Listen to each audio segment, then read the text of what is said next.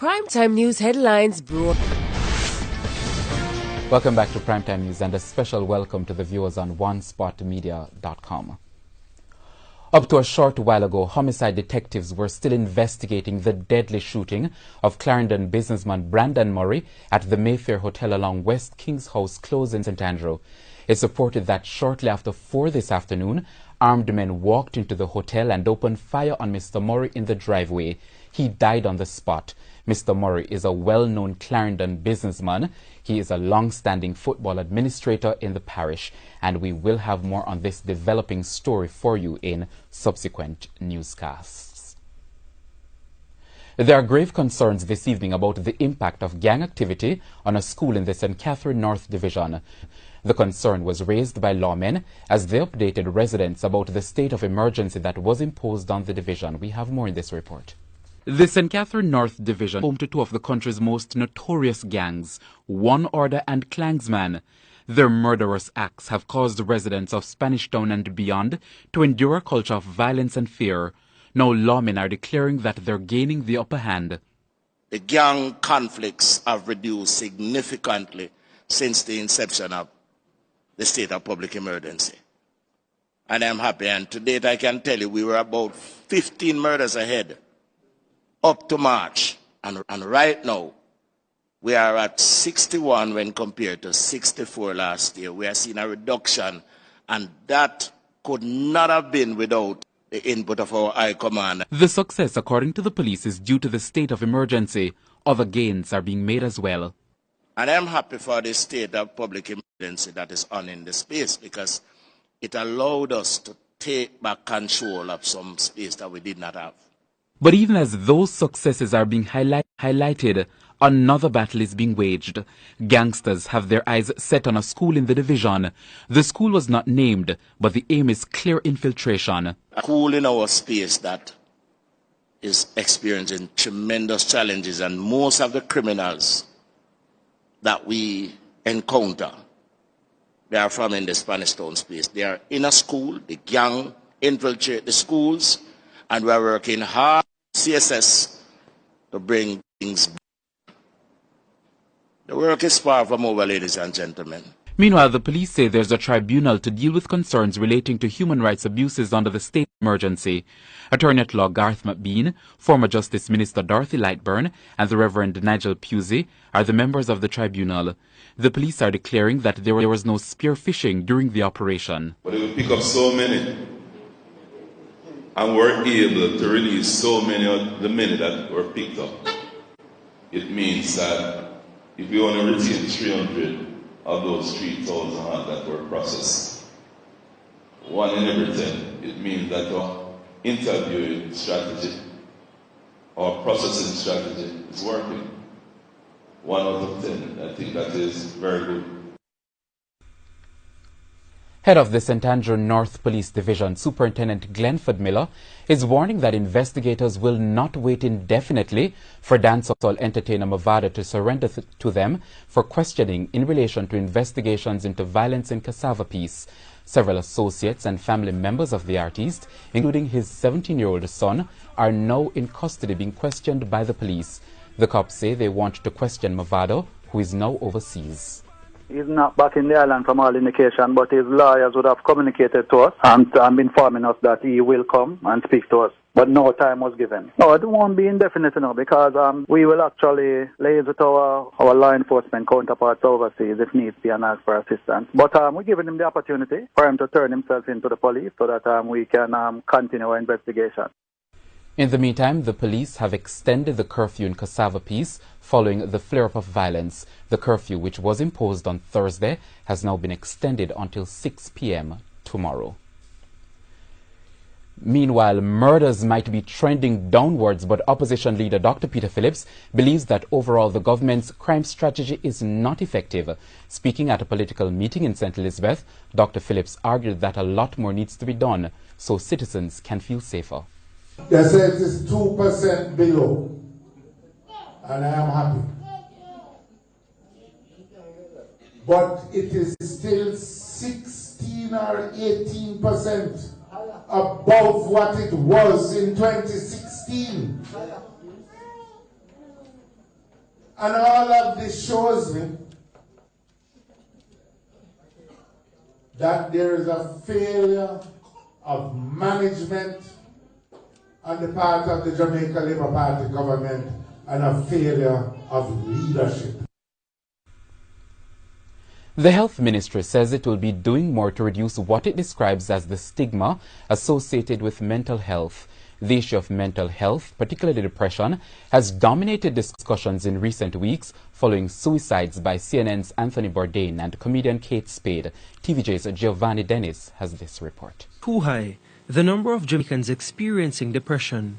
A recent mental illness and homelessness report commissioned by the Health Ministry revealed that more than 40% of Jamaicans have at some point suffered depression. 264 persons were treated at government hospitals for attempted suicide. Health Minister Dr. Christopher Tufton describes it as a big problem. It affects more people than we care to admit. There is significant stigma linked to mental illness.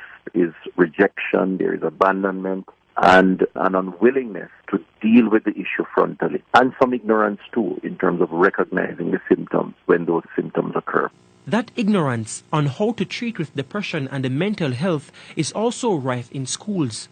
The school-based survey indicates that the number of students experiencing depression is higher than the national average. It's quite alarming that it speaks to a large percentage of the school population who are affected by depression and some who have thought about suicide. Of course, there are a few that have carried it out, unfortunately. And so that information indicates to us in one certain term that we have to do a lot more to sensitize that age cohort and those who are their guardians. Dr. Tufton said the ministry will be training and sensitizing teachers, guidance counselors and other school officials to detect and assist students displaying symptoms of depression and mental instability who need intervention. We're going to be introducing significant more messaging through a public relations program, not just for the general population, but in the school system, to educate, to inform, but very importantly, to attempt to destigmatize this perception around mental illness and to hopefully get greater levels of empathy and interest on the part of the population to deal with the problem.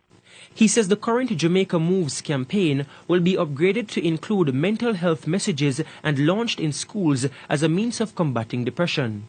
In the meantime, the ministry says persons who need help or know someone who can call its mental health unit at 876-633-8259 or contact various regional health authorities. Giovanni Dennis, TVJ News.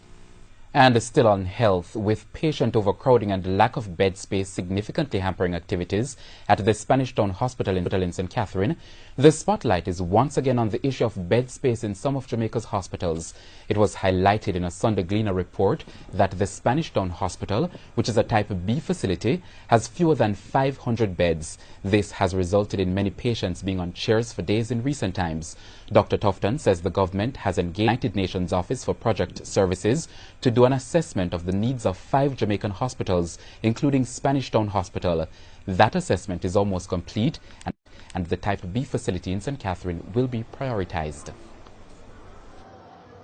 We are negotiating with the IDB a financing window to go into the expansion of healthcare infrastructure, and Spanish Town Hospital will be one of the priority areas. So I expect that going into the end of this year, some more specific announcements will be made in terms of the expansion plans for Spanish Town Hospital. In the meantime, we just have to make do with what we have. A 16-year-old boy is dead and the driver of a van in police custody this evening following an incident along the Bustamante Highway near Savannah Crossing in Clarendon. It's reported that the van collided with a parked handcart, killing the teen sometime after 6 this morning. He has been identified as Ivan Taylor. An eyewitness explains what happened. The mother come borrow my cat, I lend them my cat and them park the cat out of the gate and I package jug them in it. So in my package jug in the cat and the van run off the road, lick him and the cat come right out of it. Wow. And me and my next virgin take him and put him in our next van and the van to the hospital with him. This morning when he wake, He say, Mommy, you see, say me a walk and up, you know. So, me want to go catch you water and come lie down back. Jesus. Come like, boy, come like me just feel guilty if you know, say, and me just take you out of time bed. So, me can't find a man to bring you water for me. Because me have the money to pay a man, you know, but at the same time, me say me want a piece of meat and coconut and something to cook. Food for them eat this evening. The Union of Clerical, Administrative and Supervisory Employees, UCASE, is to meet tomorrow with the Jamaican workers employed to the Chinese construction firms contracted to the Mandela Highway Improvement Project. The workers took industrial actions for 6 days last week to protest about what they said were poor working conditions. The workers are also upset about their pay package and not being given protective gear. President of UCASE, Vincent Morrison, says the aim of the meeting is to seek representation for the workers. We'll be having a workers meeting at the worksite 6:30 on Monday morning. They have called us. They've invited us to come and talk to them first thing on Monday morning, and we'll be doing just that. After which, we'll decide whether we, again, claims for representation. That was done months ago from 2016. And the Ministry of Labour advised us that we informed us that we did not make a final the case. And so come on the morning, we'll be reserving claim on behalf of the construction workers. Now, UCASE has been acting on behalf of some of the disgruntled workers. The workers are employed to China Harbour Engineering Company and Sinopharm Pan Caribbean.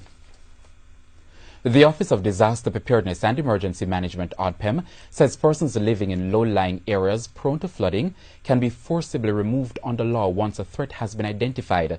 Director General of ODPEM, Major Clive Davis, was speaking to journalists at a Rotary Club of Kingston meeting at the Jamaica Pegasus Hotel recently. We're going to try the soft approach to let persons understand what's happening and want to move. But if they don't, the law can take its course. The Disaster Risk Management Act of 2015, under certain circumstances, permit certain actions to take place. The office, as in the National Office, makes a particular submission to the Honourable Prime Minister. The Honourable Prime Minister signs, and based on that signature, there are certain actions that the Director General and any other person who he appoints may take certain action to remove people if we have to, in order to save their life. Major Davis also says it's important for businesses to do the necessary preparations for the hurricane season. One of your business activity is pushing paper. Are those papers digitized? Right? If one of your business activities running computers, where is your backup system? Where is your system? Where's your server? Do you have just one in your office? Or do you have it in the cloud somewhere? Do you have it in another country somewhere? I've found situations where businesses are restaurants. They need water in order to produce. And I'm saying that you cannot set up a restaurant without a black tank. Let me put it that way.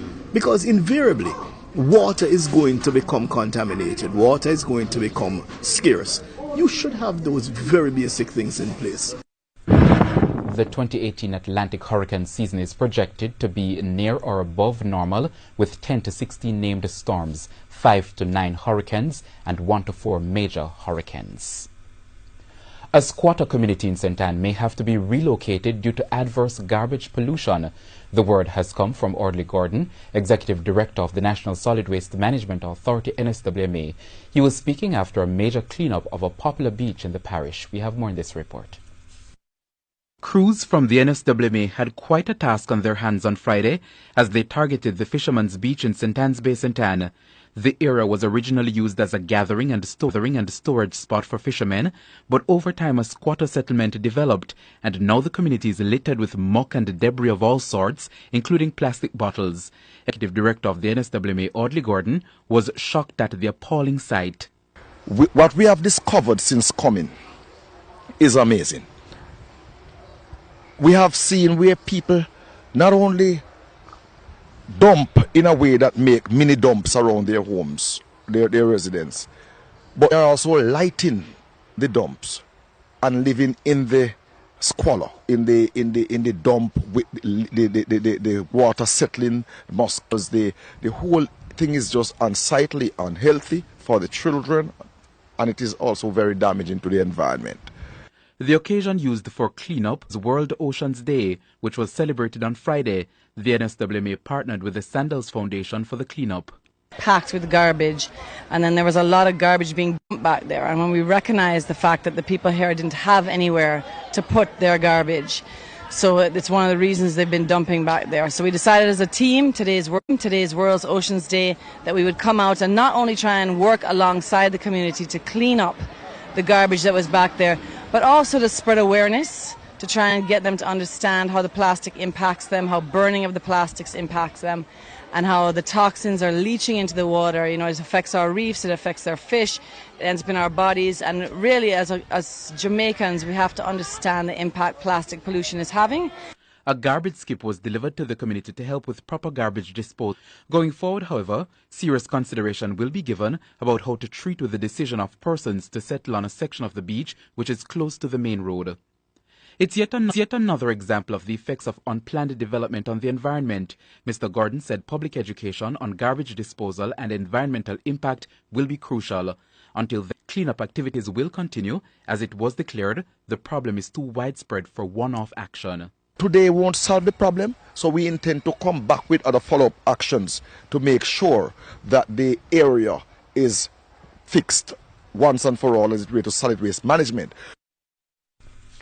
And still ahead in Primetime News, the business review and international stories. We invite you to stay with us. Primetime News brought to you by... I needed working capital, and Sagicor Bank was there for me. They took a chance on me. I needed working capital, and Sagicor Bank was there for me. They took a chance on me, and for that, I'm happy. The time by Sagicor Bank. 7:20. Home. My own home. As a teenager, I dreamt of having my own place. A big kitchen where I would bake for my kids. My auntie would tell me, stop dreaming, Jenny. Save with VMBS. So I went to Victoria Mutual Property Services to start my search. My VMBS team was right beside me every step of the way until I got my mortgage for my dream home. Call for your VMBS mortgage today. With VMBS, you're sure. Back to school just got easy with Coors Ready Cash. 25 students can walk away with $15,000 for books, plus an additional $35,000 towards school fees. That's $50,000 in cash and prizes. Just complete the registration form and drop it off at your nearest Ready Cash store to be a winner. No loan required, and you don't have to be a Ready Cash customer. Plus, get a Ready Cash loan of up to $600,000 with up to 36 months to pay. Call 926-2110 for details today. No security required. Promotion ends July 2. Conditions apply. Love freedom? Then you love the Lovebird keycard, which gives you the freedom to redeem points to fly anywhere on any airline. Points cover airfare, including travel taxes.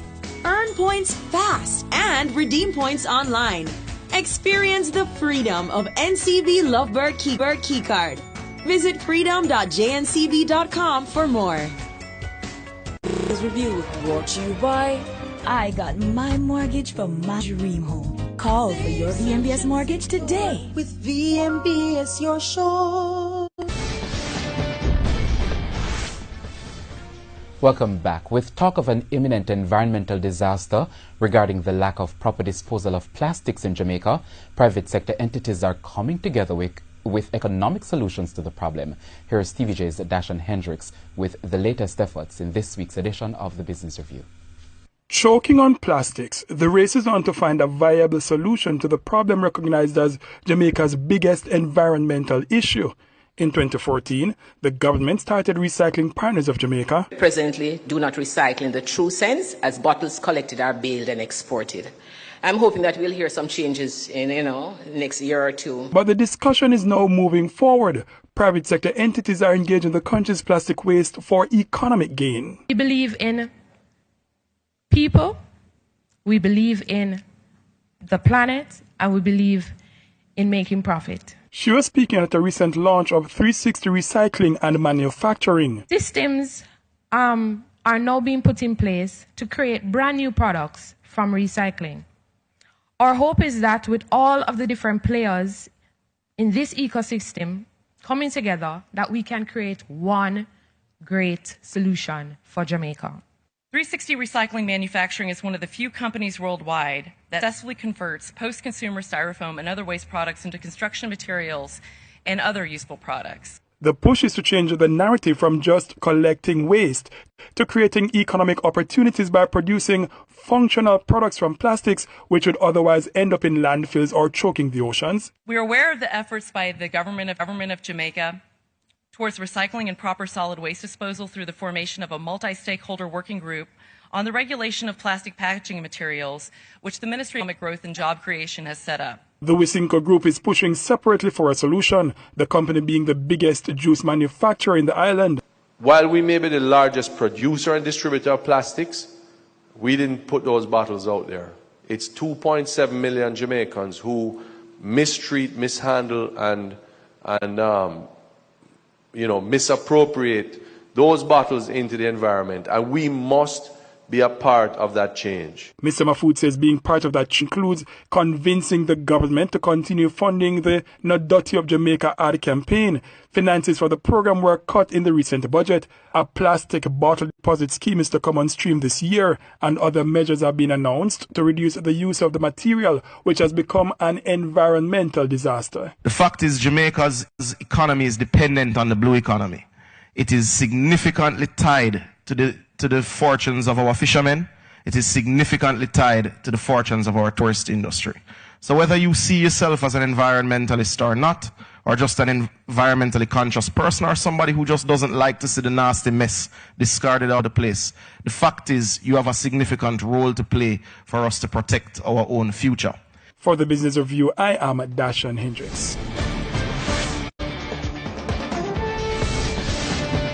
Business Review brought to you